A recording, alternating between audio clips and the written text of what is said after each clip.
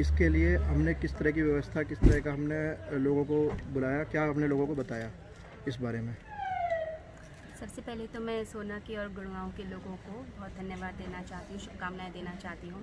तो गीता ध्यान का और गोविंद ध्यान का कार्यक्रम था, जिसके अंदर हमने बताया कि विषाद से प्रसाद की ओर कैसे जाया जाता है, कैसे मनुष्य अपने दुखों से उबर पाए और अपने अंदर के शाश्वत आनंद को प्राप्त कर पाए। तो भगवान श्री कृष्ण की जो शिक्षाएं हैं, जिसमें भगवान श्री कृष्ण कहते हैं कि प्रसन्न वही व्यक्ति रहता है जो सदा परमात्मा से जुड़ा रहता है। तो भगवान कहते हैं कि सदैव परमात्मा से जुड़े रहो, अपने मन को शांत करो, अपने विचारों की धूल को हटाओ, अपने मन को शुद्ध करो।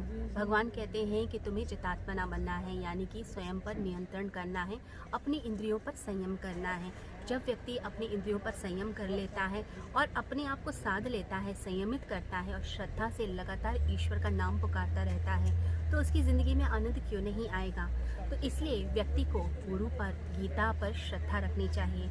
भगवान श्री कृष्ण कहते हैं कि अपने गुरु की शरण में जाओ, गुरु की शरण में जाकर उन्हें प्रणाम करो, उनसे प्रश्न पूछो, जो तुम्हारी जिज्ञासा है वो उनके सामने प्रकट करो, परंतु निष्कपट भाव से। ये ना सोचें कि बदले में हमें क्या प्राप्त होगा। जब हम सोचते हैं बदले में कुछ मिलेगा, तब हम बिजनेस करने लग जाते हैं, और भगवान की राह पे बिजनेस नहीं होता, वहाँ होता है समर्पण।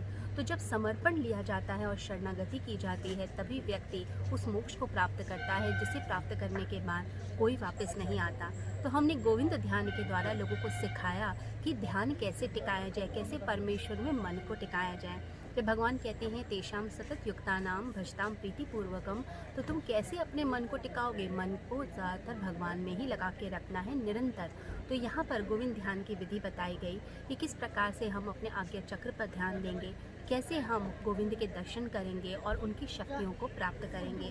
तो गीता ही है वह मार्ग, गोविंद ही है वह मार्ग, जिसके द्वारा हम आनंद की प्राप्ति कर सकते हैं और अपने जीवन से मुक्ति पा सकते हैं, परम मोक्ष की प्राप्ति कर सकते हैं।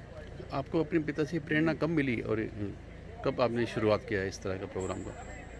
देखिए, मेरे पिताजी मेरे गुरु भी हैं, तो ये जो जन्म मेरे को मिला है परमात्मा की राह पर चलने के लिए, तो इस जन्म को सफल बनाने के लिए मैंने बहुत ही कम उम्र के अंदर अपने ही गुरु से, अपने पिता से दीक्षा ले ली और उन्हीं के पथ पर चलने का दृढ़ निश्चय लिया।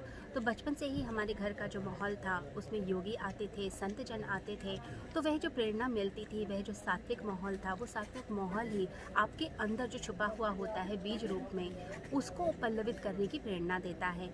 तो उसी माहौल के कारण, उस